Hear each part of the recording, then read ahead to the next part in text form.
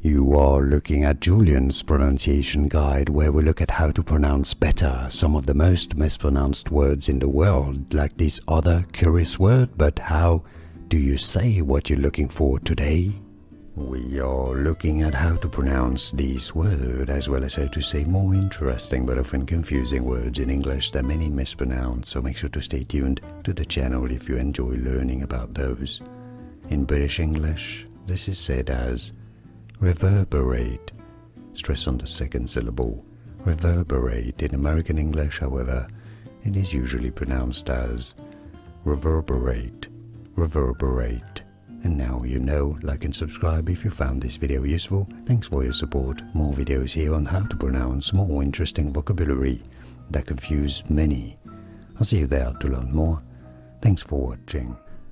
Here are more videos on how to pronounce more confusing words and names too many mispronounced. Like this video if you found it useful. I appreciate your support. I'll see you soon and thanks for watching.